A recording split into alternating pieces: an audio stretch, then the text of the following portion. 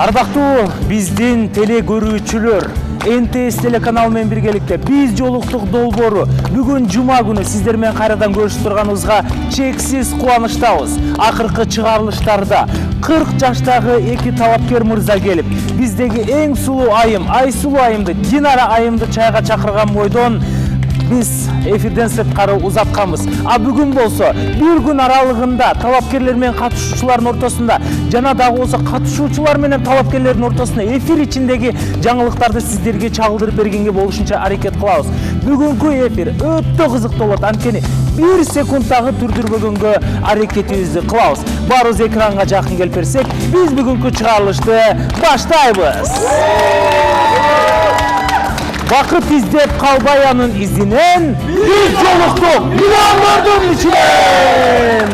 Emne degen kırıklar, emne degen emosiyalar, antkeni uşular milyonlardan içinden özünün baktısını taup 3. sezonun katışucular için de jakşı sözlөрүңүздөрдү аябай жаза кетсеңиздер болот.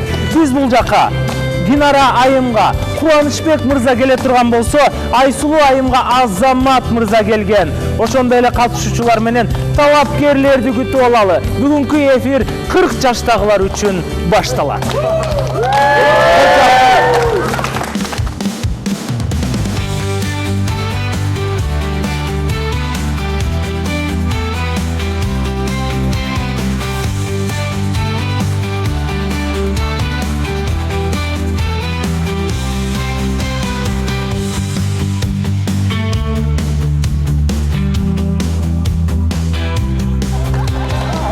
Кубаныч мырзанын достору да, туугандары да өзгөчө комментарий калтырып жаткан убагы, ал эми чындап Динара айым менен чайга чыгыштуу биз бүгүн байкайбыз. Жакын келип беребиз. Отуруп беребиз. Келиңиздер.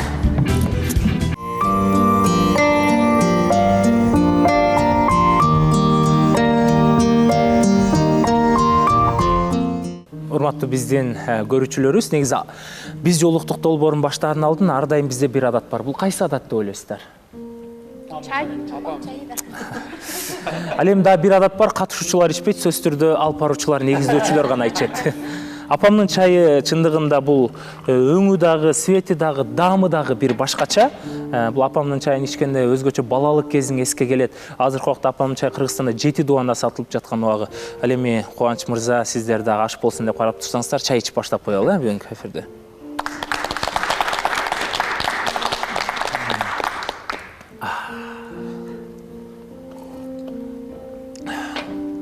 Içesiniz Sancar. Тамаша, куш келипсиздер. Микрофон кимден баштайлы? Шефтен баштайлы. Динара айым кандай экен? Ушу көлдөн бери узак жол басып келдиңиз. Сиз күткөндөй айым бекен? Же сыртка чыкканда өзүн көтөрдү? Кандай мамиле кылды сизге? Биз күткөндөй эле айым экен. Эмнелер жөнүндө сүйлөштүңүздөр? Сүйлөштүк. Башыдан өткөндөрдү, эмне болгондорубуздун баарын сүйлөштүк. Динара айымга береличи микрофонду. Кубаныч мырза кичине толкунданып атат. Кубаныч мырза, сиздин жүрөгүңүздөн кичине болсо да орун алдыбы? Саламатсыздарбы? Жума маарик болсун. Ооба, биз чайга чыктык, сүйлөшүп көрдүк. Бул жак уялып атабы же өзүнүн характери ушундайбы, көп сүйлөбөйт экен, суроо да бербеди да, мен жөнүндө бир да сурабады. Мен эле суроо берип аттым, апаңыз каякта, туугандарыңыз каякта, эмне менен каякта жашайт, кандай деп баарын сурап аттым. Бул жак менден бир нерсе да сурабады да. Или мен кызык болгон жокмунбу? Азыр эмне себептен бир да суроо берген жоксуз, же чындап жашоодо да тартынчаксызбы, Кубаныч мырза? Биринчи кезген го дейм. Уялып атасыз да, түшүнсө болот. Кээ бир мырзалар ушундай жакшы көрүп калса, аябай уялып калат да. Ошон үчүн бул нерсени дагы туура кабыл алыш керек го деп ойлойм. Анан өзү кандай чечимдерге келдиңиз, Кубаныч мырза? Мына бир күн убакыт бердик биз. Чечим жакшы эле. Кандай чечим? Улантайын деп ойлоп атам. Сиз улантайын деп ойлоп атасыз, Жакшы, албетте аягына чейин чыгыш керек эми. Ал эми бирок бул жакта кыздын дагы жообу маанилүү. Биз дагы ушулардын сезими менен ушулардын жүрөгүнө жакса экен деп аракетибизди кылабыз. Анан Динара айымга берейинчи микрофонду. Ооба, байкенин мүнөзү дагы жумшак, өзү айтып атпайбы, мен уялчакмын, анан мындай адамга көп ишене берем дейт да. Анан байке жакшы байке экен, сапаттары жакшы. Чайга чыгып көрдүк. Мен мурунку жолдошум дагы ушундай эле да, ачылбайт, көп сүйлөбөйт. Мага болсо мындай шайыр, сени күлдүрүп, мисалы Тилек мырзадай да, характери ушундай болгон болсо жакшы болот эле да. Байке мындай ачыла албайт экен да. Анан сыйына рахмат, чыгып келдик чайга. Ошого баягы сизде кандайдыр бир улантайын деген ой жок да, кыскасы. Ошондой болуп калды оюм. Ал эми Кубаныч мырза, сиз ушул эки жоопко тең даяр болуп келгенсиз да? Ооба. Эч кандай капачылыгыңыз жокпу? Жок, капачылык жок. Эми бул баягы таанышуу болуп жатканда мына биздин катышуучулар да келген талапкерлерге урмат сыйын көргөзүп, убактысын бөлүп жолугуп көргөнгө аракет кылат. Анан адам бир жолугуп сүйлөшкөндө да билинет, балким ошондо да кичине жүрөк тыз десе, экинчи жолу жолугат, үчүнчү жолугат, ошентип турмуш кура алат экен да. Бирок эми Динара айым өзүнүн айтуусу боюнча баягы бири-бириңиздердин адамыңыздар эмес экенди түшүнүп жетиптир да. Анан акыркы сөздөр Динара айым өзү айтып койсун. Мени тандап келгениңиз үчүн чоң рахмат, сый көрсөткөнүңүз үчүн да рахмат. Мен уланта албайм тааныштыкты. Ооба, албетте биринчиден биздин катышуучулар чындыгында көрүүчүлөр талапкерлерге мүмкүнчүлүк берип атат, талапкерлердин талабына ылайыктуу биз дагы НТС телеканалы менен биргеликте биз жолуктук долбоору бардык шарттарды түзүп берип атабыз. Бирок бул сезим экен, тандоо экен. Анан эң биринчиден биз сизге ыраазычылыгыбызды билдиребиз. Убактыңызды аябай ушул жака келип бергениңизге. Катуураак кол чаап, биз эфирден сырткары узатып койсок болот. Аман эсен жетип алыңыз. Кереметтүү Ысык көл элине, Ысык көл жерине салам айтып барыңыз. Азаматсыз. Кол чаап коелу.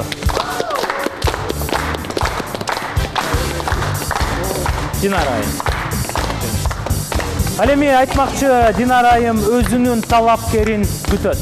Ким эгерде талапкер болуп келем десе, алда турган номерлерге байланышабыз. Турмуш үчүн коркпостон күрөшөбүз.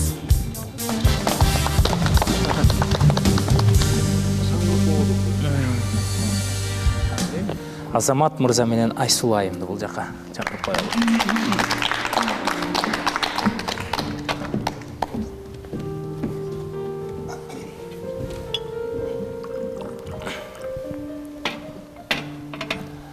Эмне капалысыздар? Кандай болду жолугушуу, Азамат мырза? Жолуктук. Жакындан билгенге аракет кылдык. Ошо жакшы ойдогудай менин да талабыма ылайыктуу юридический окшоштук жагыбыз бар экен да. Ошо эми калганы Айсулу айым өзү. Айсулу айым сүйлөсүнчү. Не деп сүйлөйүн? Мен каяктамын деп койсу ошончо. Эмне? Кандай экен Азамат мырза? Жакшы мырза экен.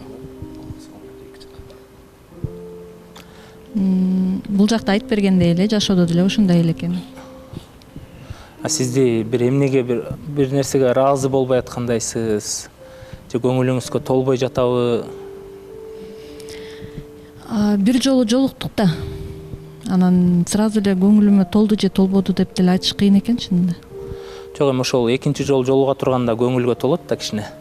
Экинчи жолда жолукканга даярмын, ушу менен улантканга даярмын, да таанышып улантканга даярмын деген да адамда кичине болсо сезим жаралат да, сүйүү болбосо да.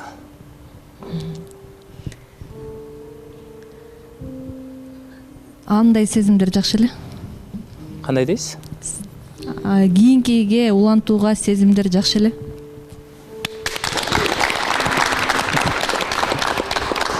Сиздер аябай эле сүйлөшпөй эле эфирге барып эмнени айтабыз деп келгендей эле болуп атасыздар да, экөөңүздөр тең сүйлөбөйсүздөр же кандай мырза экен, сүйлөгөн сөзү жактуу, мындай айтып бериңиз да, могусу жакты, могусу жаккан жок, эми сиздин талабыңызга ылайыктап келген. Кыш келди, эшик суук. Эшикте чуркаш не вариант. Бирок үйдө кантип чуркаса болот? Кыргызстандагы эң алдыңкы чайна топтун беговой дорожкаларына келдик. Ассаламу алейкум, аманбыз. Алейкум ассалам. Ушул беговой дорожкалар мага аябай жакты да. Бунун баасы канча сомдон канча сомго чейин? Балары 25 миңден баштап 130 миңге чейин. 25 миң сомдон баштап. 25 миң, ооба, 25 миңден баштап 130 миңге чейин. Бул элдердин чөнтөгүнө абдан ыңгайлуу. Ооба, өтө туура айтасыздар. Кыргызстан боюнча номер 1 беговой дорожка. Ага дагы ишенdim.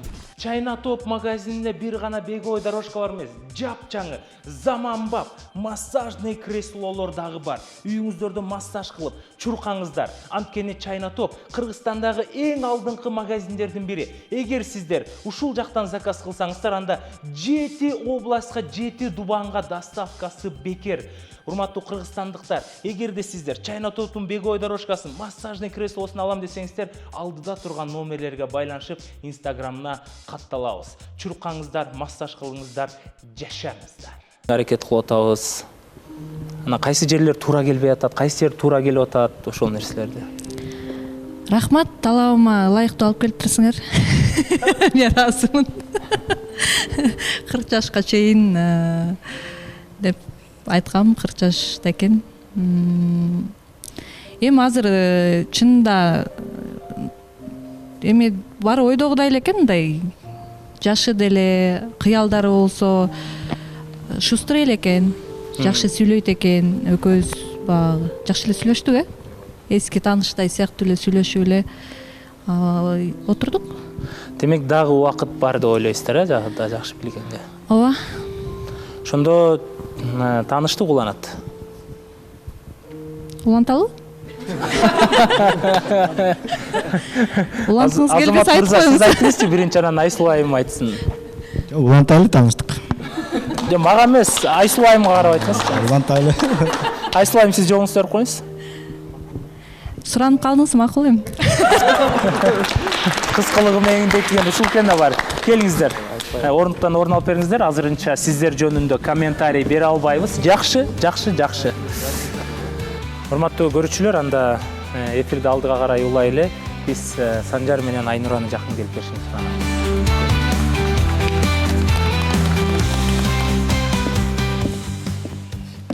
Бир жума, бир күн аралыгында мамилеңиздер кандай уланып атат? Биздин мамиле жакшы. Жакшы уланып жатканын биз болсо ушул сөз менен эле айтып жүрө бербестен сиздерге мындай видео материал менен дагы чагылдырып бергибиз келди. Ошондуктан Макул, анда видео материалын көрөлү. Каток убрать? Боулинг корку бербейлиби? Шу боулинг. Давайте каток убрать. Каток менен кайинки кебалбайм бар болчу, пожалуйста. Пожалуйста. Мен кебалбайм. Мейли, видеоңо даярбы сразу? Ой. Бар болчу, пожалуйста. Ладно, хорошо. Каток болсо каток кет.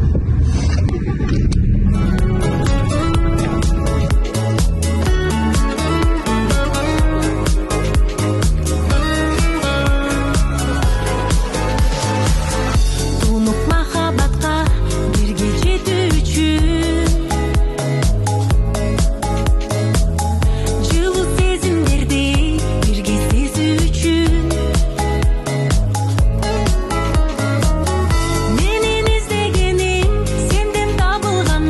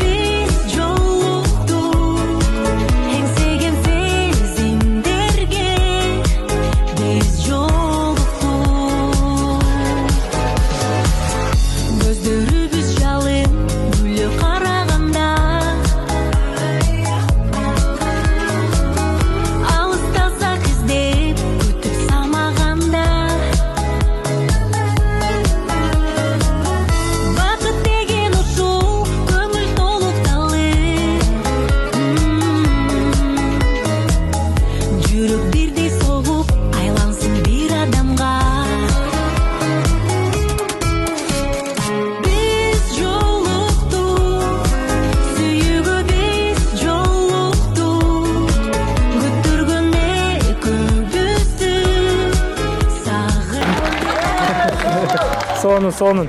Керемет. Бул жерде мен ойлошумча эми Санжар мынчалык коньки тепкенди билбесеңиз керек, бирок биз Айнура үчүн аябай аракет кылган окшойсо, теппеген кишинин ролун аткарып.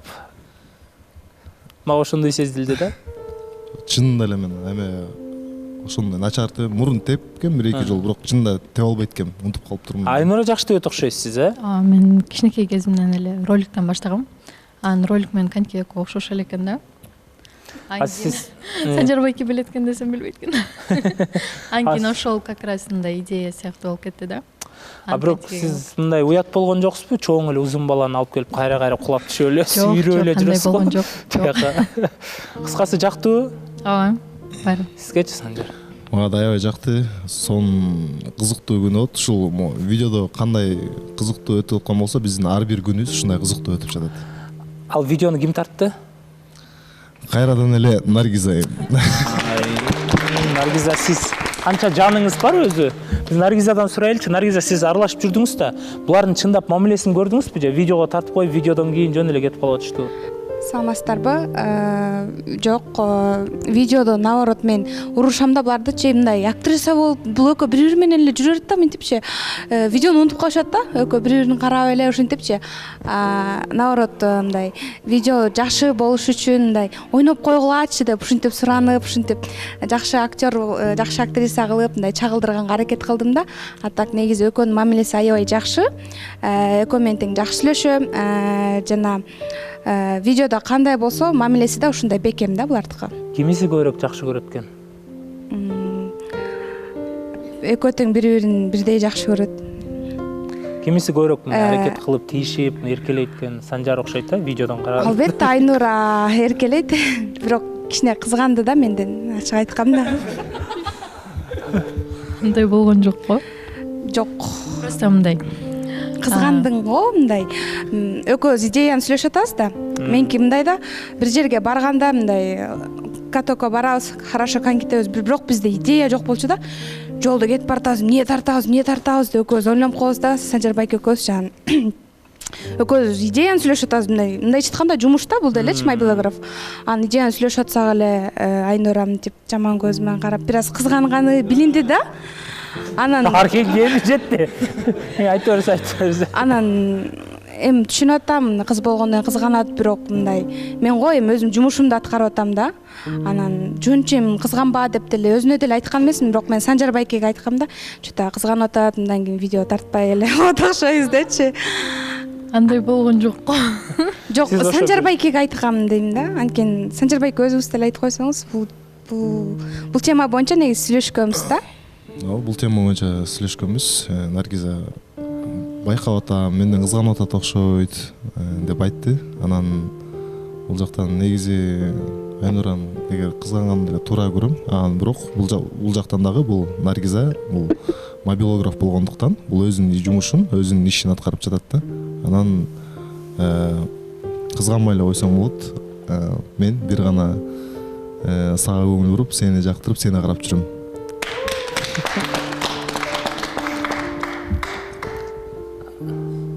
Аябай терең кирип кетпеңер. Балким өзүңүз билбей калдыңыз. Ошондой окшойт. Өзүңүз билбей калдыңыз. Негизи сүйүү бар жерде кызганыч бар дейт го. Кызганганын туура эле көрдүм да. Жок, өзү мындай Наргиза эжеге айтырган жерге мен сүйлөшкөндө мындай жакшы эле көрөм да, мындай кызганбайын деп эле эмне кылам да. Мындай өтө деле кызганбайм, бирок мындай сүйлөшсүн, наоборот, кошулсун деп каалайм да. Ой, мындай жакыныраак болсо деп деле ойлойт экенсиң да ичиңенчи. Анан кийин типа башка күндө эле сүйлөшө берет го депчи. Анан азыр башкалардан да кызганасызбы? Санжарды мисалы Instagram карап, кээде прямой эфирге кирип калса, эмнеге кирдиң? Түндө 12-1де деле онлайн болуп отурасың. Эмнеге деген суроолор мындай болду? Айта албасаңыз да ичиңизден болдубу эмне? Санжар эмне кылып жүрөт? Мындай мы доверяем да друг другу. Мындай доверие бар да ортобузда. Ошентип мындай сүйлөштүңүздөр эле маңдайлашып атат да, бири-бирибизге ишенели деген сөз болдубу негизи? Изначально. Если бир ката кетсе, сразу эле мындай бетке айтмай деген бар болчу да, ошо жаңы келгенде делечи. Андай секрет болбосун деп. Жакшы экен. Ошондой бул жактан башынан эле мисалы мен таң калып эметип баштагам. Мисалы кайда болбойн, кандай кылбайм, эмне десем дагы мындай 100% ишенет да. Бир дагы мындай кебетесинен бери мындай күнөөм санап аткандыкты байкабайм да. Анан мисалы бир аз маанайым жок экенин байкап калса эле, эмнеге маанайыңар жок болуп атат, аралашып жакка отурбайсыңарбы же эмне кылыңар келип атат депчи мындай сурап, наоборот эме да. Мага мисалы кызганбагандай мамиле көрсөтөт да. Сизчи кызганасызбы? Кызганамын. Албетте кызганыш керек да. Сени. Сиз кимден кызганасыз, балдардан, катышуучулардан? Бул жактан катышуучулардан эч кимден кызганбайм. Болду бир окуучулар алыпта мындай бирөө менен сүйлөшүп туруп калса, же кечке телефондо болуп калса, мындай кызганып. Бул жакта катышуучулардын арасында андай болгон жок. Анткени катышуучуларды мен баарын өзүм жакшы билгендиктенби, ар бир адам ойлор түз жакшы экенин билгендиктен менде андай ой болгон жок. Ошол эле учурда менде дагы Айнурага болгон ишенич бар. Кыска убакыт болсо дагы ошо кыска убакытта биз бири-бирибизге болгон ишенимди актай алдык да бир аз. Сиз ишеничти кантип көргөзүп атасыз? Мисалы азыр кыздар көбүнчө кыз жигит мамилесине жүргөндө ушул бала мага менен чын эле турмуш курганга даярбы, же жөн эле убактысын өткөрүш үчүн эле жүрөбү дегенде кыздарда аябай мындай ойлор келет да. Анан ошол ойлорун кантип жеңип атасыз мисалы Айнуранын? Ошондой ойлонбой сизге ишенип ушуга турмушка чыкканга даяр болчудаймын, жакшы боло экен, ою түз экенине кантип жетип атасыз ушул жакшы оюна? Мисалы бул жерде эмедам ар бир эркек мисалы бир сөз айтса, ошол сөзүн аткара турган болсо, иш жүзүндө көрсөтө турган болсо, бул уже акырындыктан бул ишеничти көрсөтө баштайт да. Айткан сөзүн кылбаса, бул уже ишеничтен ал адам кете баштайт дегендейчи. Анан ошол өткөн эфирде айтып калдык эле го, эме деп атасы менен тааныштык депчи.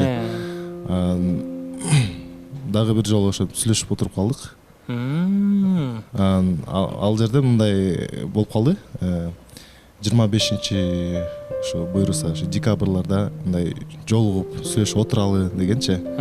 Анан ал жактан атасы тараптан эме болду сөз. Эгер мүмкүн болсо, сенин ата-энең каршы эмес болсо, жолугуп чогуу сүйлөшүп отуралы дегенчи, ата-энеңе да айт депчи. Мен ойлонбостон макул дедим. Мына ушинтип билип алса болот экен да. Анткени мисалы эгер мен бир аз ойлонуп мынтип турган болсом, значит мен өзүм да өзүңүздө проблема бар. Несерьезный бала болмун да. Мен өзүмө ишенем, анан мен бул ишеничимди, болгон ишеничимди дагы көргөзгүм келди. Мен ойлонбостон ооба деп, ата-энеме да барып айттым мен. Ушундай болот депчи. Көрүүчүлөр, бир нерсени уктуңуздар да, декабрь 25 келсе 26 декабрь кудалардын жолугушуусу болот. Жакшы комментарий жазып ниет кылып турабыз. Кол чабып коелучу анда. Уже бул жактан да биз Санжар мырзанын аябай чечкиндүүлүгүнө да баа бердик. Жана ошондой эле кыз жигит мамилесине жүргөндөр дагы эртелесеңиздер болот. Тилек мырза, сиз да чечкиндүү мамиле кыла турган убакыт келди, балким бир жумадан, 2 жумадан кийин, балким. Жана Саннат мырза, мына өзүңүз эле тааныша бербей, сиз да ата-энеңиз менен тааныштырып аралаштырыңыз. Биз сиздерге тиишпей эле коелу. Же тише тургандар барбы деле? Бекмамбет. Айта кетчү нерсе бар эле, негизи экөө тең кызганчак экен да, негизичи. Бирок экөө тең сыр бербейт экен. Мына карап туруп байкасаң, мына состараны көрүнөт да. Санжар бирөө жарым сүйлөштүрүп калса, Айнура монтип же Айнура мындай повод бербейт экен да, эч мындай. Анан өткөндө да бир учур болуп калды. Баа жердешкенбиз да. Анан мындай чогуу тааныштарыбыз бар экен, анан бир суроо берип, Айнура ушундай болду эле деп сурасам, беттен алып эмне болду? Мен жөнүндө жаман сөз уктуңузбу деп эле монтип мындай терсине эметип жооп берип калды да. Анан учукпай эле макул эч нерсе эмес, жөн эле сурагам деп калып калдым да. Анан экөөң тең ошо кызганчак экенсиңер, бирок мындай орду менен кызганат экенсиңер. Ошонуңардан ашпай мындай. Бирок адамды да туура түшүнгүлө, биз жаман ой жок, силерге жакшылык эле каалайбыз. Жакшы ой менен мындай. Эми биз баарыбыз эле мындай бир нан жеп калбадыкпы, мындай чогуу эле бир мамиледе бололу деген ойдо болчу да негизи. Эми сиз өзүңүзгө эле кепилдик берип атпайсыз. Нурлан мырза балким ою башкачадыр. Албетте мунун баары тамаша. Айта турган сөзүңүздөр болсо айтып ордуктан орун алып берсеңиздер болот. Бекмамбетти туура түшүнөбүз. Туура түшүнөбүз. Хорошо. Кандай болгон күндө дагы мисалы Айнурага дагы айткым келип атат. Башка адамдар мисалы кандай гана сөз айтпасын, эмне дебесин, кандай жаман сөз айтса дагы мен бир да сөзгө ишенбей баардыгын мындай кулактан мындай өткөрөм да. Бир гана мисалы адамдын өзүн угуп, Айнуранын өзүмен ой кеңешим өзүмен угам да. Ошондуктан кандай гана сөздөр болсун, айтса дагы мага неметпейт деген сөзүм жеткире албай атам. Кандай болбосун, ал сөздөр сизге погода жаратпайт, бир гана ишенич Айнурага. Анда ишеничке болгон сезимдер менен орунтуктардан орун алып бериңиздер. Анан негизи урматтуу көрүүчүлөр, акыркы чыгарылыштарда мен байкашым боюнча Наргизанын берген суроолору дагы ачуу суроолор жана өзү дагы негедир капалуу да. Наргиза, келиңизчи, бир сиз менен жекеме-жеке сүйлөшөлү.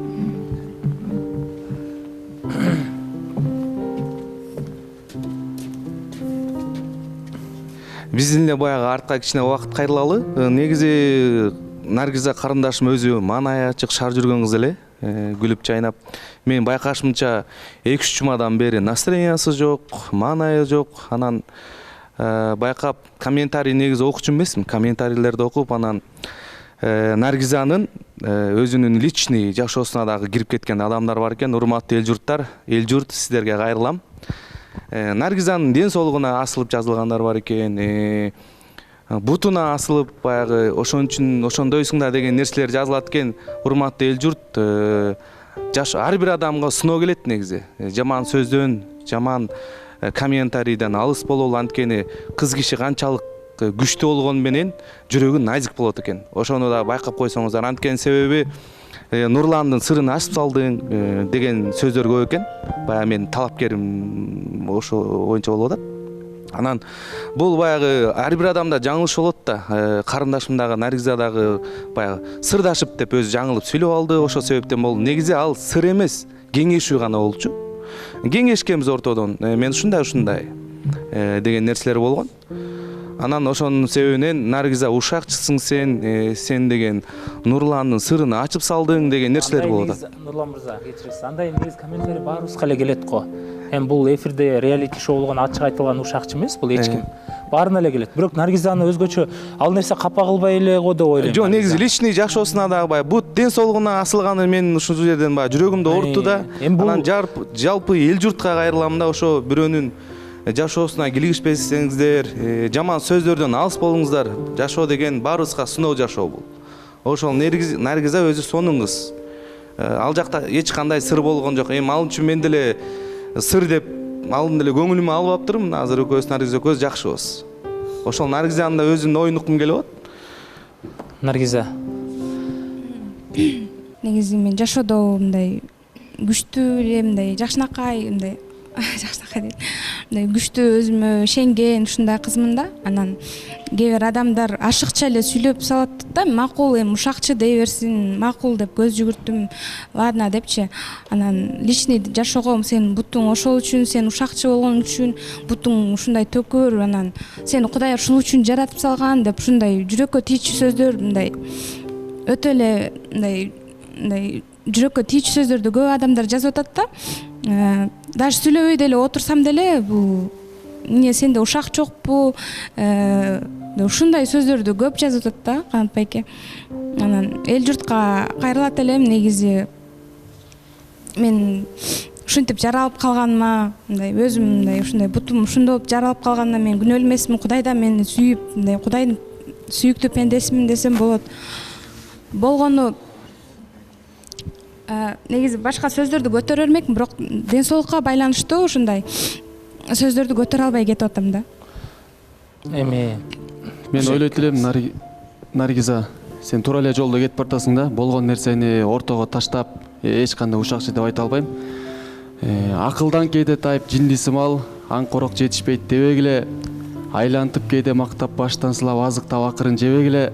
Антсе да максатыма жете элекмин, адамдар адамга эле тең келет деп атпайбы? Андыктан эми баарыбыз эле бирдей эле адамдарбыз да. Жашоодо эми ар кандай нерсе болот экен. Бирок мен айтат элем, эч кандай чөкпө. Баары эле сонунго деп ойлойм да. Наргиза бетке айткан мыкты кыз деп эсептейм. Ушундай эле нерсе менен кете берсең, баары жакшы болот. Негизи Наргиза, сиз бул жакка келгенден кийин үстүңүздөн иштейм, күрөшөм, комплекстердин баарын жоготом. Мен күчтүүмүн деген үчүн, анан жана өзүңүздүн теңиңизди издеген үчүн биз сиз менен иштешели деп алдык да, мисалычы катышуучу катары өз бактысын тапсын депчи. Анан эми сиздин бутуңуз жөнүндө токтоло кете турган болсок, бул аябай эле Кудайга 1000 мертебе шүгүр дешиңиз керек да. Анткени көзүңүз көрөт, кулагыңыз угат, оозуңуз сүйлөйт, жана ошондой эле оорусада 2 утуңуз менен басасыз, 2 уту жок, 2 колу жок, көзү көрбөгөндөр деле бул жашоодо шүгүр келтирип жашап атат да. Анан бул сиздин көйгөйүңүз ар бир адамда эле бар. Эми ар бир адамда болбосо дагы мындай буту ооруп калгандар толтура эле, мен туугандарым деле толтура эле, досторум деле толтура эле. Анан бул нерсе сиздин жүрөгүңүзгө тийбеш керек го деп ойлойм да мен. Анткени сиздин мына келбеттесе келбети бар, жагымдуу сүйлөйсүз, баардык иштесе колунан баардыгы келет. Анан эл айтып атат деп ушуну чөгүп кетесиз ылдый эле. Эл айтып атат, эл минтип атат, ама катуу тийип атат деп жашасаңыз анда сиз кантип жашайсыз анда? Ошо мисалы күчтүүмүн деп атпайсызбы? Сиз күчтүүлүгүңүздү көргөзүшүңүз керек да.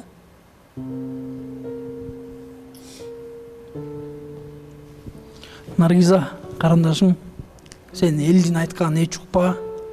Сен ар дайым жаркылдагандай алтын кызсың да. Сен жаныңда ар дайым ара чыкканда адамдар колдоп коштоп турат. Сен жалгыз эмессиң, бул жашоодо жалгыз эмессиң сен. Сенин жаныңда биз барбыз. Биз ар дайым колдоп коштоп турабыз. Эч качан чөкпө. Эл сүйлөй берет, кербен жүрө берет деген кыргызда жакшы сөз бар. Элдин сөздөрүнө көңүл бурсаң, анда болбойт да бул жашоочу. Ал жаман сөз, жаман ой пикир калтырып аткан элдер, значит, алар сенин артыңда турушат да. Анда значит сен алдыдасың. Жаман сөз окудуңбу? Мен алдыда экенмин деп кой, болду. Эч качан эч кимге көңүл бурба, только алдыга кадам таштай бер. Буюрса өз бактыңды таап, бактылуу болосуң сен да.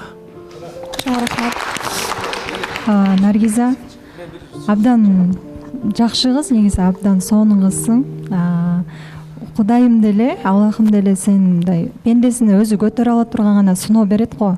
Сен мындай элдин сөзүнө такыр көңүл бурба. Биз сенин жаныңдабыз, сени колдойбуз ар дайым. Мен да бир ооз сүйлөп койсом болобу, кечиресиздер. Негизи дагы мен угуп калдым. Наргизаны лечение кылат экен, анан дары кетирет экен, анан бул деген акчанын баары ушуга кетет алган адамдыкы деп дагы угуп калдым. Андай эмес. Мен билем жакында Наргизанын ден соолугу жакшы, керек болсо ошол жигитти кошуп туруп дагы багып кете турган кыз да негизи. Ошондон алыс болуңуздар. Баарыңарды багып атпайбыз, видеоңор тартып берип. Ошо жаман сөздөн, жаман ойдон алыс болуңуздар. Андай жазбаңыздар, эл журт. Мен айта кетсем, Наргиза бир эфирде Санжарбай экенин билем деп жооп берди эле. Мен да Наргизаны билем. Бул аябай мисалы жашоодо абдан сонун кыз. Анан шүгүр, дагы да шүгүр дегендер бар го. Ошол жактан дайыма шүгүрчүлүк гана кылып жашашыбыз керек бул дүйнөдөчү. Анан эч качан ошо бардык катышуулар айтып келаткандай эле, эч качан мисалы ал комментарийлерге, жаман сөздөргө көңүл бурбагын да. Анан мен мисалы адамдар ойлойт экен эме депчи, бир аз ден соолук бут жактан эме болсо эле бир аз кыйналат депчи. Өткөндө жана видеодо канки деп жүргөндө канки деп эле бизди тартып кадимкидей. Мисалы мен теб албайм да, мисалычы. Мен теб албайм да. Наргиза теип жүрөт чуркап элечи. Анан бул өтө жакшы нерсе да. Ошондуктан эч качан эметпе. Бардыгы алда, бардыгы сонун. Наргиза, сен мындай сүйлөп атат деп эч көңүл бурба. Ал сүйлөгөн жаман сөз сүйлөгөн адам сенин кандай экениңди эмес, өзүнүн кандай экенин көрсөтөт да. Ага көңүл бурбай, толку алдыга аракет кыл. Ал адамдар саналуу эле ошону жакшы көрөт да. Анын жашоосу ошондой хейтке толуп кеткен да. Ошон үчүн ошол нерсени жазат. Жашоосу жакшы болсо ал жаман нерсе жазып эмне кылат? Андыктан толку аракет кыла алдыга. Бизде кандай сонун акылдуу мырзалар бар, жалгыз отурганда өкүндүрөт да кичинечи ушуларды. Наргиза, мен сага ушул жерден барыңарга эле бир сырымды айтып кетейин. Мен дагы кичинекей кезимде бутумдан жабыркагымда 3 жашыма чейин баскан эмесмин. Анан врачтар бул кыз баспайт, коляскада отурат деген экен да. Анан ошол убакта мен тайнем бастырып, ыйласам да болбой бастырып өзү бутка тургузуп кеткен экен ошол убакта. Тайна менен тайтам аразымын.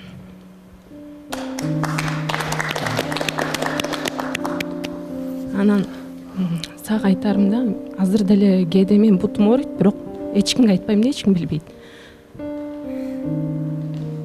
Бирок Кудайга шүгүр, ден соолугум чын, элге окшой эле ойноп күлүп секирип жүрөм да, сага окшой элечи мен деле. Анан элдер айта берет. Мен колдоочум апам дайыма айтат, сен артыңда сүйлөгөн адамдар, ал сенин артыңда, сенин жаныңда эмес, сенин астыңда эмес да. Сен артыңда сүйлөп аткан адамдар сүйлөй берет. Сен бетиңе келип астыңа сүйлөй албай атабы, сен астыдасың. Наргиза, эч чөкпө. Сен акылдуу кызсың, солу кызсың. Кудай буйрса, бактыңды таап бактылуу болосуң сен дагы. Чоң рахмат. Наргиза боюнча мен айта кетсем, Наргиза менен мен жакшы сүйлөшөм да, баардык кыздардан караганда Наргиза менен жакшы сүйлөшөм да. Аябай ак көңүл, жүрөгү таза кыз да.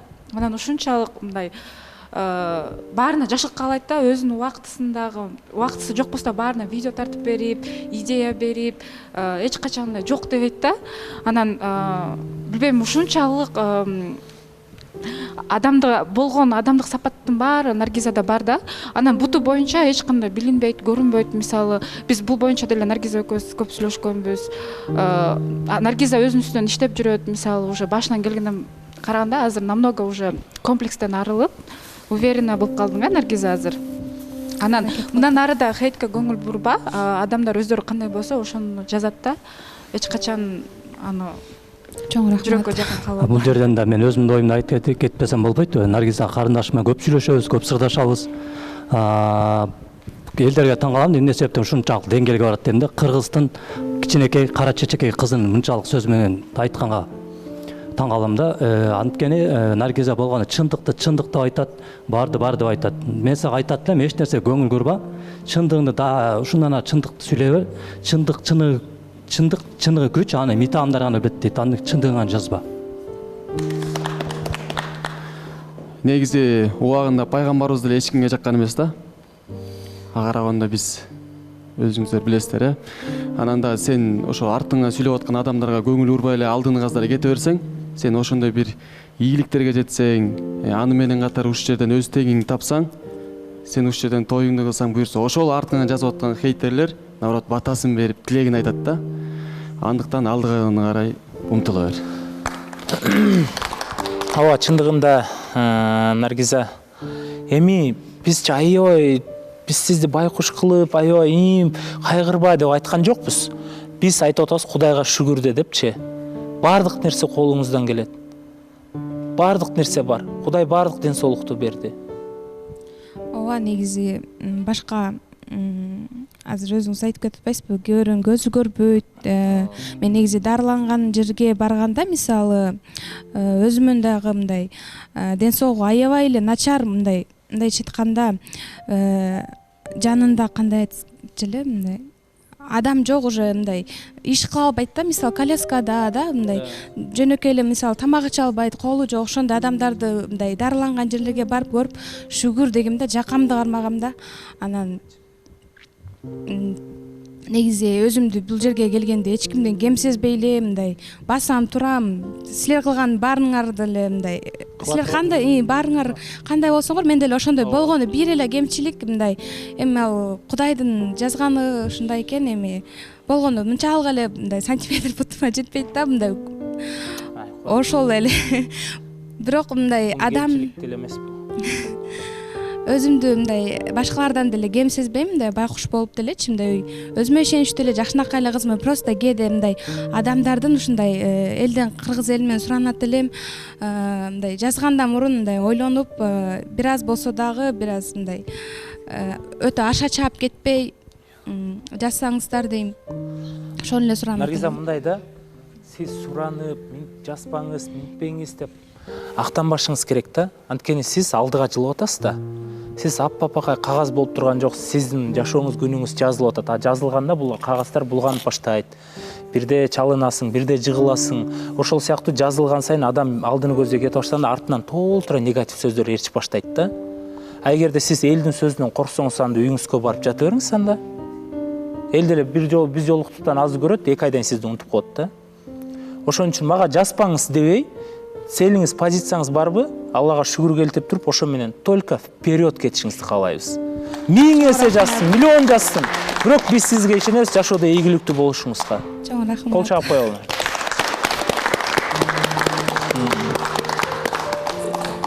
Келин соорундан орун беребиз. Кудайга шүгүр дейличи, колубуздан баары келет. Келбет десе келбет бар, акыл десе акыл бар. Көрдүк, сөйкөңүздө аябай кымбат турат экенин, көнөңүз да кымбат экенин. Анан келиңиз, антип биз негизи актанбашыбыз керек да. Биз демек бизге негатив жазылып атса, биз алдыга кетип атабыз. Алдыга кетем деген адам аягына чейин кетиш керек.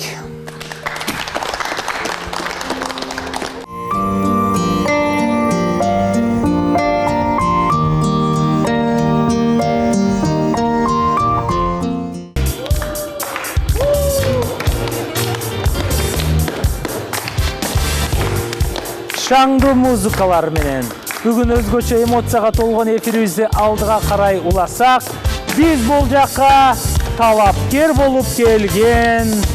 Өзүңүздөр көрүп алыңыздар, тосуп алыңыздар. Талапкер мырзанын атын айтпайм, бирок тосуп алабыз. Келебиз.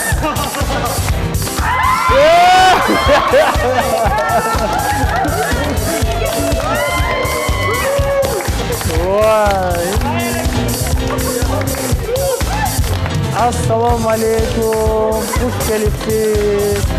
Курманбек мырза 2-чи сезондун катышуучусу. Келиңиз, куш келиңиз. Төргөт бериңиз. Ай. Кайрадан биз жолуктук да. Элдин жүрөгүнөн орун алган Курманбек байке келип отурат. Куш келипсиз. Рахмат.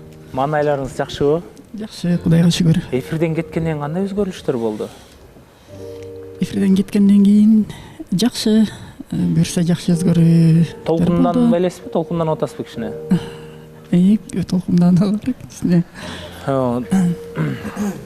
Бизде эме сиздин видеолоруңузду интернет желесинде тарап жүрөт, ушу казарманга барып ырдаптырсыз да. Анан биз таң калдым да, эмне себептен бизге ырдап бербей, башкаларга ырдап берип атат депчи.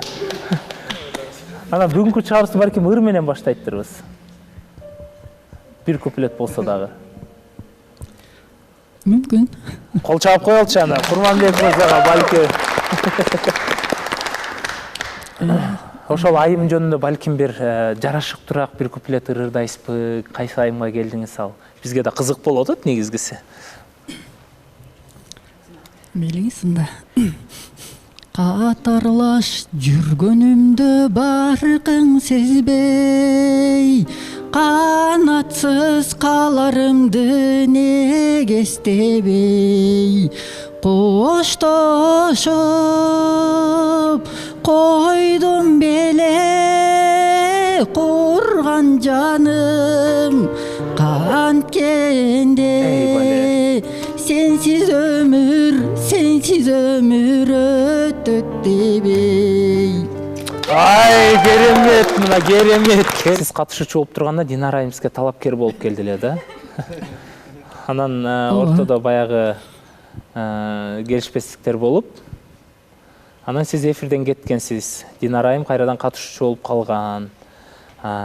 Кайрадан эмне себептен келейин деп чечтиңиз ушул жака?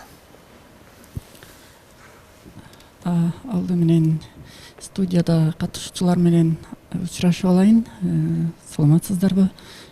Саламатсызбы, Канат мырза? Ооба, мен көпчүлүк билгендей эле 2-чи сезондун катышуучусумун.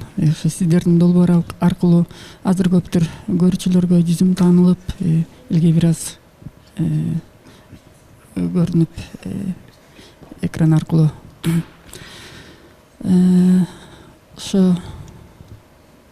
эфирден кетүүмдүн себеби дагы бир жагынан ден соолугума байланыштуу болуп калды.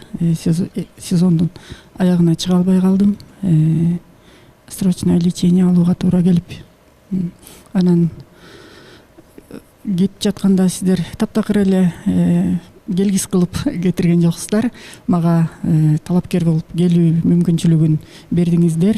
Учурдан пайдаланып биз жолуктук долбоорунун жамаатына чын жүрөгүмдөн ыраазычылыгымды билдирем. Кайрадан менин кайтып келүүмө мүмкүнчүлүк бердиңиздер. Чоң рахмат Курманбек мырза. Эми ойлонуштун эле кереги жок го дейм. Сөзүңүздү эле баса белгилеп айта кете турган болсоңуз, кимге келдиңиз? Албетте мен Динара айымга келдим.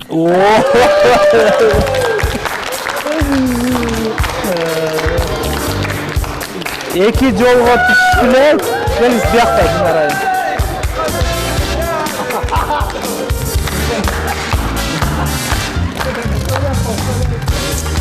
Ай. Керемет. Динара айым, күттүңүз беле? Негедир экөөңүздөр тең окшош кийинип алыптырсыздар да? Саламатсызбы? Кандайсыз Курманбек байке? Саламатчылык. Кош келдиңиз. Рахмат. Курманбек байке мага 2-3 күн мурун чалган. Сырттан чайга чакырган. Сыртка чайга барып келели деп. Анан мен айткам, болбойт го, талапкер сырттан чай ичкенге эфирдин эрежеси боюнча болбойт десем, анда бул жакка барам деп калган да. Бирок келет деп күткөн эмесмин, ишенген эмесмин да. Кайра эмнеге келдиңиз? Динара айымга. Эмнеге башкасына келбей Динара айымга келдиңиз кайра? Эмне сизди ойгонтту, ойлонтту? Кайра эле Динара айымды тандап келгениме кызыктар болуп атасызбы? Албетте Динара айым менин оюмдагыдай, талабымдагыдай айым. Ошон үчүн кайра эле Динара айымды. Убагында кылган каталарыңызга өкүнүп турсуз да, Анткени Динара айым аракет кылбады эле сизге келип, сизди кафенин ичине алып кире албай койду эле. Сиз кирбей койгонсуз, ошондо кечке күттүргөнсүз 1 саатка жакын. Ал учурда мындай жанагынтип мен күтүүсүз эле элге берүү аркылуу таанылгандан кийин мындай жылдыз орус. Жок, мен аябай анчалык элге ушундай бат эле элдер таанып калат мени деп ойлогон эмесмин да. Ошол учурда мен аябай мындай артка тартылып ушунчалык мындай көпчүлүккө аралаша албай ушундай турган учурум болчу. Азыр болсо көнүп калдым. Тааныгандар жакшы ой пикирлерин билдирип, көчөдөн, базардан, экипажга чыгып калганда жакшы ой пикирлерин билдирип жатышат. Анда Динара айым, сагындыңызбы? Эстедиңизби эле?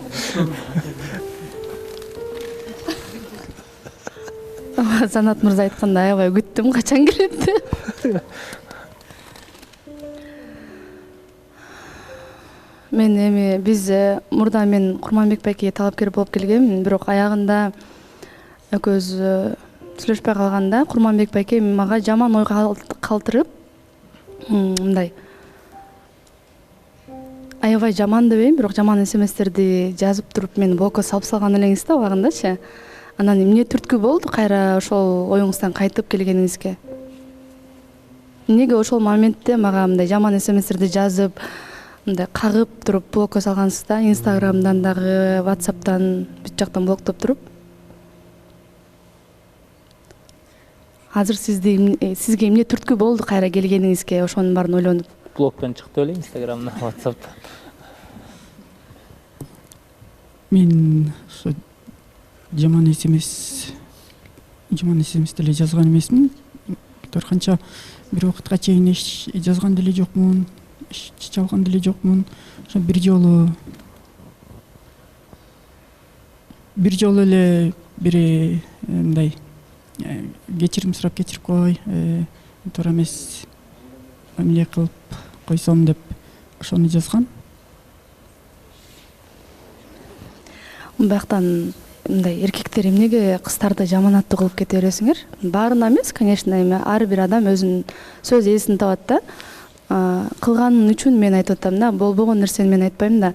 Акыркы жолдору мен сизге айткан жокмун, прям жаман эмес, бирок мындай кагып туруп SMS жазып блоктоп салгансыз. Мен жазайын десем, кайра меникин окубай туруп, кайра мен блоктон чыгарып өзүңүз жазып туруп, кайра мен блокко салып ушундай кылгансыз да. 2-3 жолу мен блокко салып, өзүңүз жазып, анан кайра блокко салып ушундай кылгансыз го. Мен билбейм, мындай бирөөнүн көңүлүн оорутуп деле, бирөөнү мындай жаман деле андай эме кылуу адатым жок биринчиден. Экинчиден ошо жаман эс эмес. Эмне деген жаман эс эмес болду? Билбейм, таң калып атам, кандай жаман эс эмес. Эмне деген жаман эс эместер?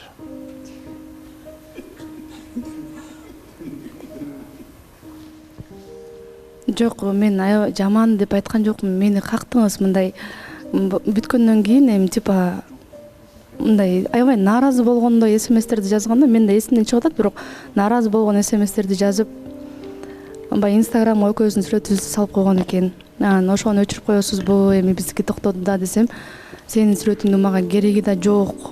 Сенин сүрөтүңдү эмне кылмак элем мен? Өзүңдү ким сезип атасың дегенде жазганда, эми сенин сүрөтүңдү салып мен эмне кылмак элем деп блокко салып, анан кайра жазып, кайра блоктон чыгарып ушундай кылгансыз. Эсиңизден чыгып кеткен окшойт. Мейли, ал нерседен өтөлү. Азыр деле ошондо кандай максатта келип атасыз, жактырып келип атасызбы, же кайрадан жөн эле дос бойдон калалы деп келип атасызбы? Ооба, албетте, жактыруу сезими бар. Ошо жактыруу сезими бар үчүн кайрылып келдим. Динара, сиз кандай дейсиз? Кайрадан ошол нерсени түшүнүп улантканга болобу сиз үчүн? Эми бул сиздин чечимиңиз болуш керек. Кандай болсо, ооба дейсизби, жок дейсизби? Бул сиздин чечимиңиз. Ооба, мен убагында Курманбек байкеге мен келгем, өзүм тандап келгем, сырттан көрүп, башкача баалап келгем. Жанына келгенде, сүйлөшө келгенде биздики ойлорубуз такыр башкача экен. Курманбек байке башканы ойлонот, мен башканы ойлоном. Экөөбүз келише алган эмеспиз. Анан убагында дагы менин оюмча, убагында баалай албаган нерсени кийин баалап кереги жок дейм. Азыр көп эле адам убагында мен баалаган эмес, бирок убакыт өтө келе мени кайра азыр көңүлүм калып, уже жаш өткөндөн кийин баалагандын кереги жок да. Анан ошол үчүн мен Курманбек байкени сыйлайм. Жакшы байке, бирок чайга чыга албайм.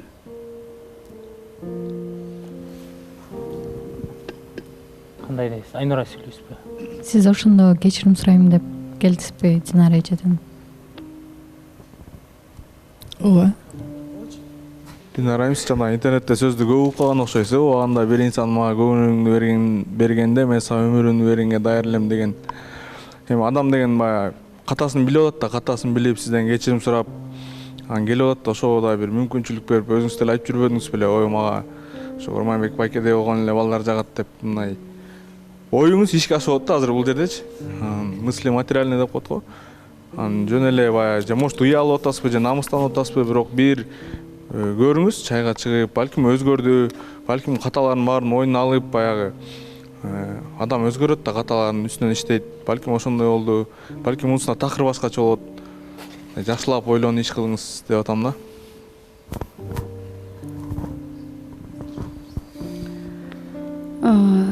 Сөзүң туура, бек сеники. Мен айтып атпаймынбы, ошол убакта баалабаган адамды мен уже кийинкисинде ага көңүлүм жок болуп калат. Мен ошол убакта өмүрүмдү да бергенге даяр болуп турган убакта менди колдобогон адамды мен эч качан кийин колдой албайм да.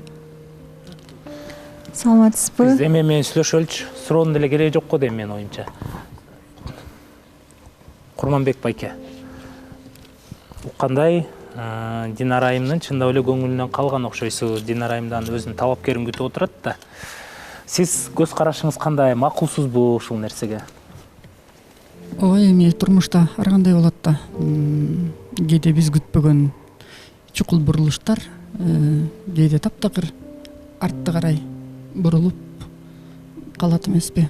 Эми бул да болсо буйрук ушундай болгондур балким. Капа эмессизби? Жок. Ооба жок деген жоопко даяр болуп келесиз да? Даярмын. Ооба достор, эми Динара айымга да биз эчтеке дей албайбыз, анткени Курманбек мырза менен өзүнүн чын жүрөгүнөн келген ошол убакытты, ошол моментти пайдалана албай калгандыктан бул мырза дагы Динара айымдын жүрөгүнөн мурда эле чыгып кеткен десек да болот экен, азыр өз оозунан угуп атабыз. Бирок биз Курманбек мырзаны эфирден узата турган болсок, Динара айымга кайрадан өзүнүн талапкерин күтөбүз.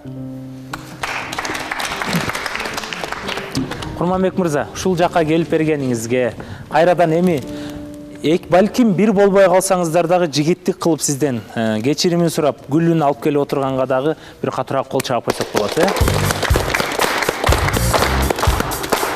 Кол чаалар менен анда Курманбек мырзаны биз эфирден сырткары узаталы. Бактыңызды табыңыз. Эгерде балким редакциядан сырткары сизге таанышам деген кыз келиндер болуп калса, сөзсүз түрдө сиз менен кабарлашабыз. Рахмат. Жакшы барыңыз.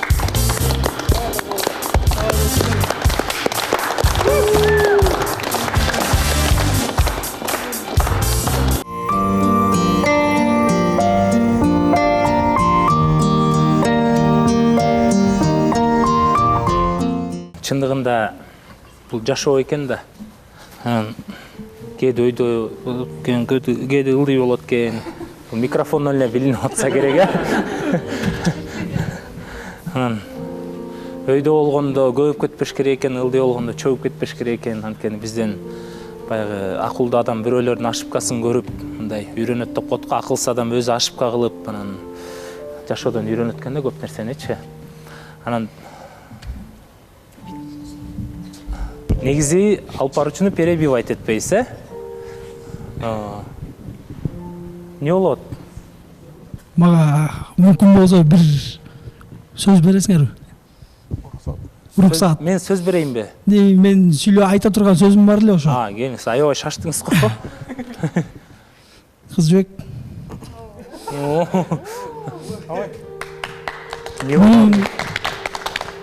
Мунун баары азыр 100% даярдалбаган сөздөр. Азыр туруп ойлонуп кеттим чын эле.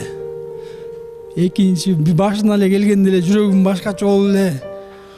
Мындай эме болуп аткамда, волнение болуп аткамда, кантип айтсам, эмне деп айтсам депчи. Бияктан азыр эч ким билбейт, бул дагы сценарийде жок. Бул нерсечи. Кызбек, мен сени өлө жакшы көрөм. Чынын айтсам, мен сени сүйөм. Экөөбүз ошентип жүрө бербей кыз жигит болбойлу.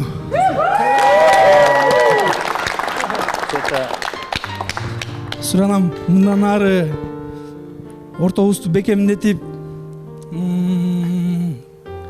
сага болгон ар дайым сыйымды көргөзүп, ар дайым колдоп, коштоп, сага жөлөк таяк болуп, сенин коргоочуң болгонго даярмын.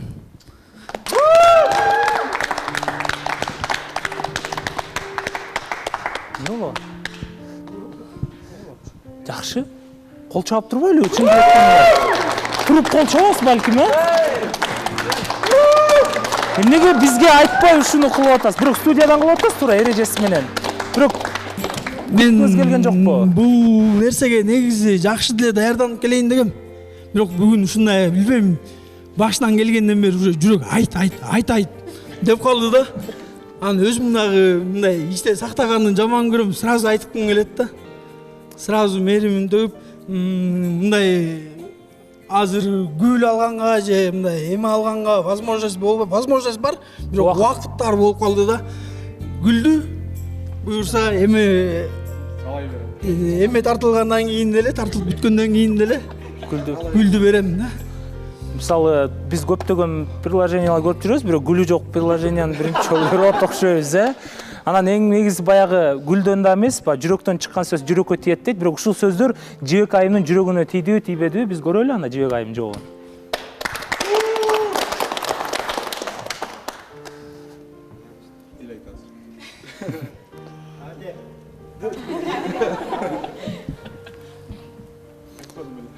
Кыз жигит мамилеси.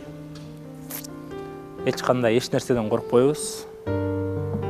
Бул маңдайга жазган нерсе, сезим менен күрөшкөнгө аракет кылабыз.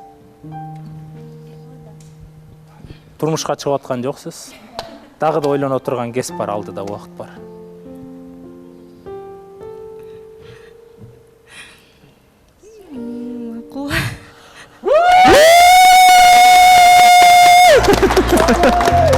Керемет, керемет, керемет.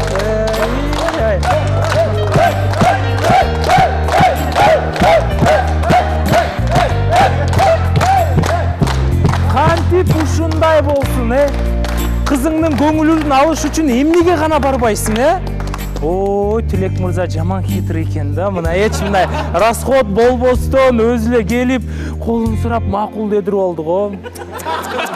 Ай. Мындай биринчи жолу көрүшүм. Келиңиздер, эң негизгиси бизде жакшы кубаныч. Урматтуу катышуучулар, отуруп берели, биз эфирди алдыга карай убайбыз. Куттандуу күнүңүздөр менен сонун күн болуп жатат окшойт. Кыз жигит мамилеге өтүү үчүн же турмушка чыгуу үчүн сөзсүз түрдө гүл аркылуу мындай сатып алуу нерсе эмес бул. Бул чындыгы сезим экен. Чындыгы сезим бар жерде ушундай эле сүрөт болот окшойт. Эң сонун. Жакшы. Мен да абдан сонун сүйлөгүм келип турат. Башында кыз жибек келгенде мындай ачыла албай, кичине түнт болуп отурган. Анан бул жакта красавчик мырза дагы молодец экен, Тилек. Кыз жибекти аябай ачкандай сезилди. Ачтың десем болот да, бир сөзү менен айтканда. Кыз жибек анткени видеолорун көрүп атабыз. Аябай шаңдуу, анан Тилекке кошуп юморный видеолорду тартып, ачылды да.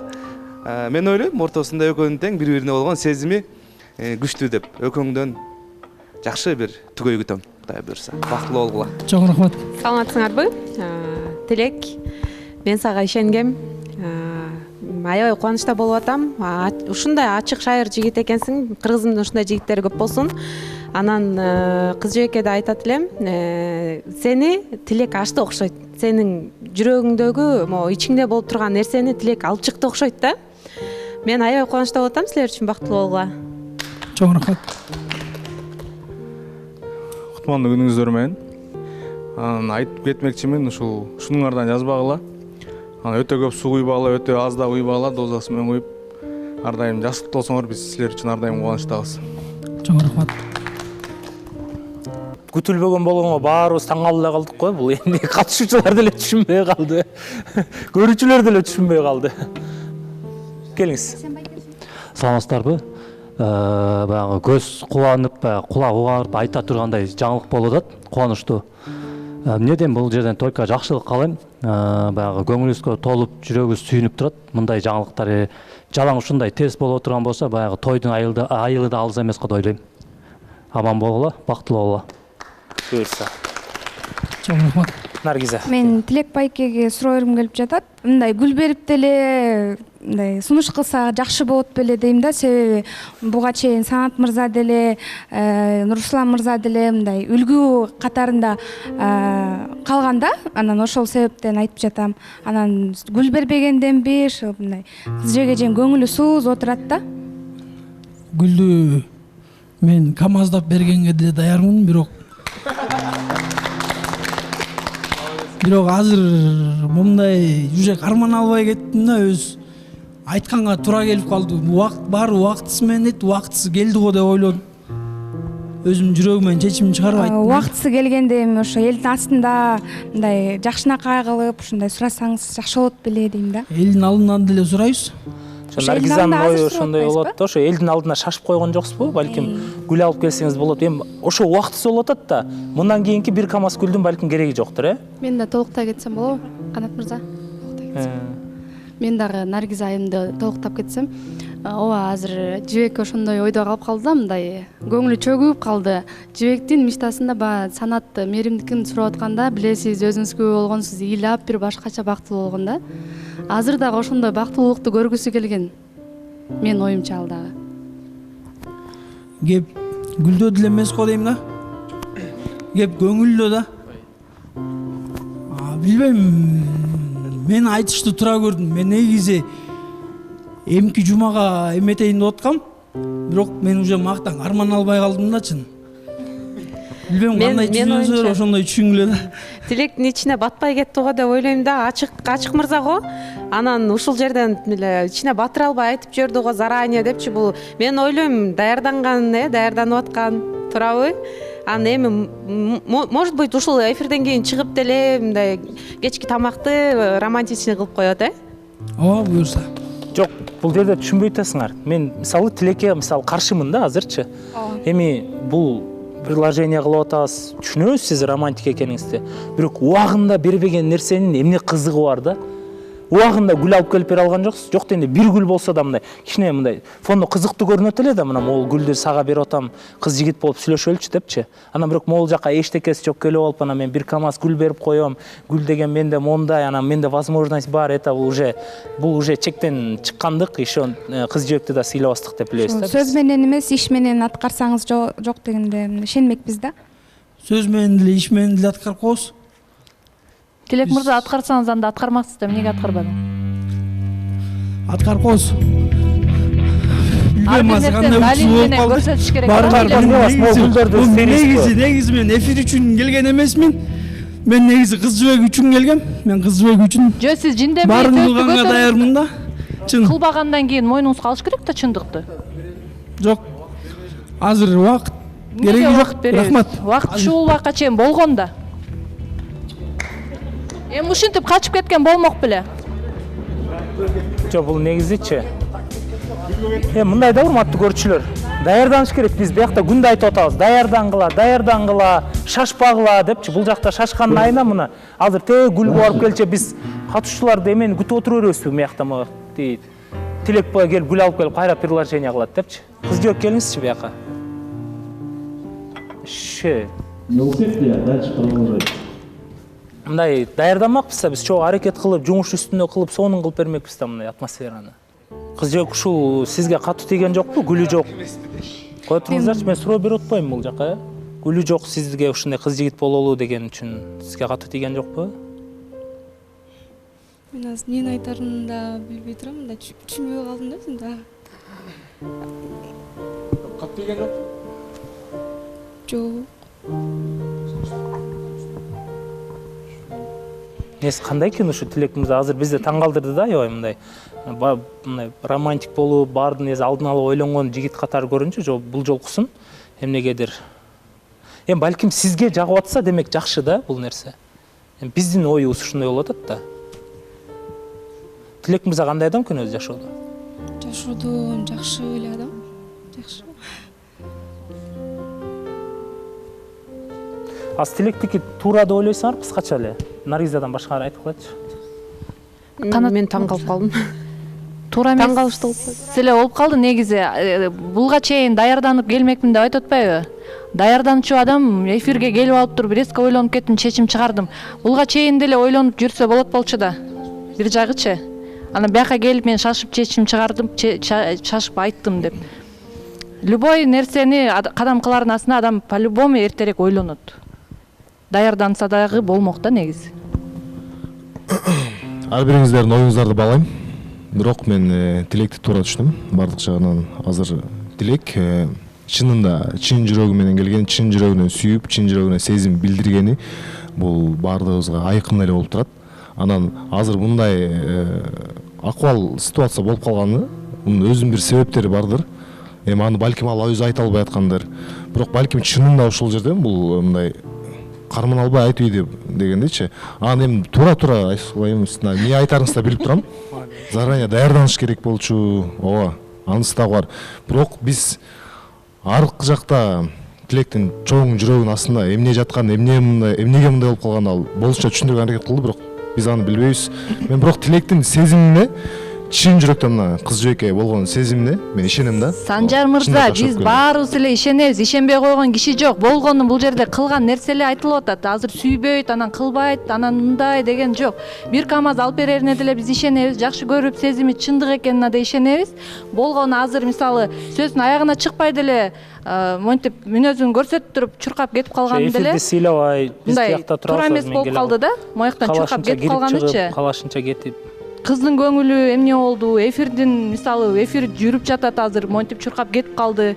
Мен кылып коем деп түштөн кийин кылган киши айттырбай туруп эртелек кылып коет кыла турган киши. А так жаман киши деп эч ким айткан жок. Болгону кылган нерсесин эле айтып атабыз.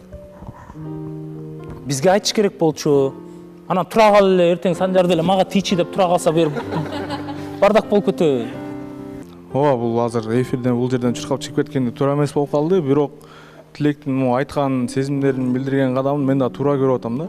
Анан эми ал деле айткысы келди да, ал деле алдыга кадам чыдагысы келди. Анын деле оюнда болгон. Анткени кече мондай ырда болгон биз кечинде. Бекмамбет мырза, сөздүн көп эмеси Нурлан мырза микрофон талашып атат да. Нурлан мырза бересиз микрофон? Жок, азыр. Суранч, болду, Суранч. Мен билдим эмнени айтасыз. Бая эле сөздөрдү кайталап атасыздар. Наргиза айым, силер айтып атпайсыңар, гүл менен бериш керек болчу деп, ал гүлдү эме деп айткан жок да, бербейм деген жок да. Мен аны берем деп атат. Болгону жобун эле уккусу келди окшойт да. Мен толугу менен эле түшүнүп турам, ал ичиндеги сезимин болгону айткысы келди. А мен ойлойм, кийинки эфирде просто ошол нерсени кооздоп да көргөз койгусу келди окшойт да бияка. Эртең сизди Бектур мырза ошентсе макул болот белеңиз? Макул эле болом. Себеби деген, эгер мен сүйүп турсам, ал адам мага жагып турса, мен эч кандай мага чоң белектин, машинанын, гүлдүн кереги жок. Эртең Бектур мырза жүрөгүнөн орун алганда ошондой эле кыласыз. Жок, силер айтып кое бересиңер ошентипчи, бирок баягы ошол учур келгенде мындай эми күтөсүң да макул, эми сүйгөн адамыңан гүл деле эмес, машина деле мындай талап кылбайсың, бирок мындай жүрөгүңдө калат да, эми мындай кичине кыз күтөт, по-любому кылбай тургандай айтып атпайсыңар, ал кылып берем деди. Жок, ошо гүл алып келип деле сурап койсо болмокму? Эфир башталганга чейин деле алып келип койсо болмок да, негизичи. Анарага келсеңерчи, такыр эле ойлонуп кетти го микрофонду. Кылбайт деп айткан жокпуз биз, кылат. Айтып атпайбызбы, жакшы адам кылат. Болгону азыркы кылган нерсесин айтып атабыз биз. Жок, эмне кылабыз? Кылбай койчудай айтып атасыңар. Эфирден кетиришибиз керек. Демек кыз жөөкө биз талапкер күтүшүбүз керек. Мен башын баштап кеттим, бул эми мындай өмүрүндө мындай, может быть, дальше жашап кетет да, вот. Эми ошол мындай эсинде калыш үчүн мындай жакшынакай колун сураса деген нерседен эле айттым да. Эми кыз жигит болдун, биринчиден кыз жигит болот, андан ары турмушка уланып өтөт да. Ошол себептен эле айттым. Кыскача, Наргиза, кыскача. Негизи кыз жигитке өтүп атканда биринчи кадамды мындай шаңдуу ушундай кылып өткөргөм келет да, менде делечи. Мен кааласам асмандан түшүпчү, кыздын алыначы гүл менен түшүп, ошол негизи жүрөктө калат да. А мондай болгон мага деле чөтө туура келбей келгендей. Негизинде ооба, Тилек мырза деле кичине жаңылып алды деп ойлойм. Анан кыз жибек деле ошону күткөн болушуң керек, сен мындай сунуштууларды ошону күттүң беле? Мен кыз жибекке суроо бергим келип атат да. Гүл менен кылса эгер кыз жигит. Мен негизи мындай кыз жигитке өтөлүү деп сунуш кылат деп бүгүн күткөн эмесмин. Бирок Жок, бирок негизи кылып калса гүл менен келсе деп мен иштейт эттиң беле? Негизи ушундай деп ойлогом. Эми ар бир эле бардык эле кыздын мисалы мындай кол сураганда болот да. Мындай гүл мененчи, эми мен гүл алып келсин деп айтпай элем. Негизи мындай ушундай ой болгон. Бирок кандай ситуация болсо да сиз макулдугуңузду бердиңиз. Тилек мырза балким мындай шашып кеткендир, бирок. Не кылабыз Элнурже? Отура беребизби? Не, Тилекти кетирели, не кылалы? Дальше улантпайлы, көрүүчүлөргө да жыйынтык берели. Кыз жибек бул жакта адамдардын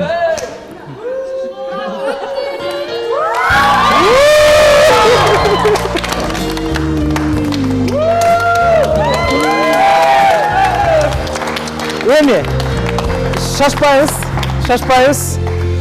Камерага да көрүүчүлөргө да көрүнүш керек. Келиңиз, ортого мындай турабыз. Кыз жибек, келиңиз. Мындай капталыбызды карап турабыз. Мына, азыр кое туруңуздар, Берге туруп алыңыз, могул жакка туруп алыңыз, маңдайына туруп алсаңыздар. Маңдайлаш. Көрүүчүлөргө да көрүнсүн, жакыныраак туруп алыңыз. Бири-бириңиздерди караңыздар, бири-бириңиздерди. Кыз жибек, мени кечирип койчу. Билесиң, мен өзүм да өзгөчө адаммын. Мындан ары сени бактылуу кылам. Мындан ары сага айта кеткендей жөлөк таяк болуп, колуңа кол болуп, бутуңа бут болуп, ар дайым жаныңда бир болгуң келет. Жибек, мен сенден суранарым.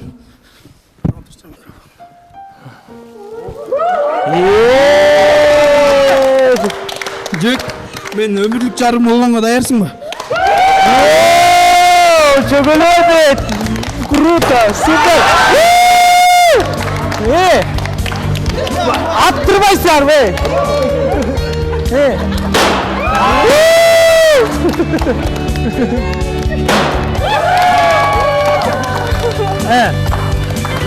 Kız jibektin жол кот, акырын, бардыгыз акырын. Музыка, ток, акырын. Kız jibek. Баракелде колчалар болсун. Шаңдуу музыкалар. Караңыздарчы көрчүлөр, мына чыныгы эмоциялар, чыныгы сезимдер, кандай ситуация болсо дагы ошол нерсенин баарына ыраазы болгон кыз жөөк үчүн катуураак кол чаап, жакшы комментарий калтырганды эч качан унутпайбыз. Бул биз жолуктук долбоору 100% реалити шоу. Кол чаап коебуз катуураак.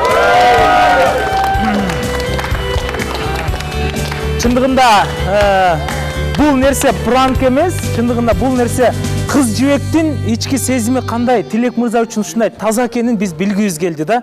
Көрдүңүздөрбү, аз жөн эле кыздар айтып атат, ой мен гүлү жок келсе деле макул болмокмун депчи, ал ушундай ситуацияга келгенде гана билинет экен. Бирок кыз жибек кандай болсо дагы Тилек мырзаны сыйлап, жүрөгү сезип, жан дүйнөсү жактырып, колунда эч нерсе жок сураса дагы макул деген үчүн бир катуураак кол чаап коелу.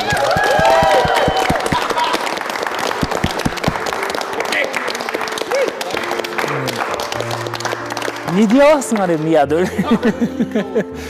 Тилек мырза айтыңызчы, бүгүн кандай болот, сезимдериңиз мындай? Эртеден баштап эле өзгөчө күн болду. Же убакыт өтпөйт. Билбейм, бүгүнкү күн жалаң толкундоо менен өтүп атат.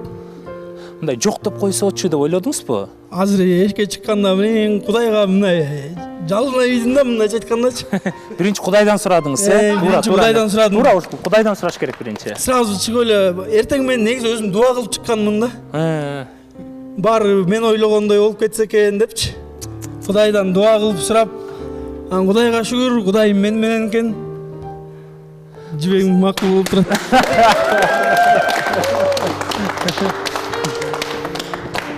Чындыгында баягы көптөрүбүз биз бул жерде реалити шоу болгондуктан талкуулабыз, кээ бир айтабыз, бирибизди билиш үчүн 1 жыл керек, 2 жыл керек, ошончо аралыктан турмуш куруш керек депчи. Негизи өзүңдүн адам экенин түшүнгөндөн кийин убакытты деле созбош керек го деп ойлойм да мен катышчылар.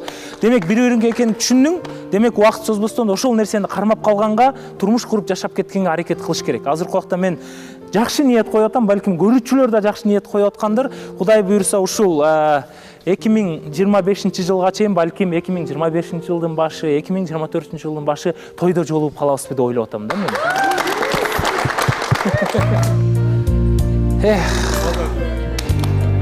Сезимге толгон бүгүнкү чыгарылышыбыз өзгөчө бул апамдын чайы да сиздерге белек катары берилмекчи.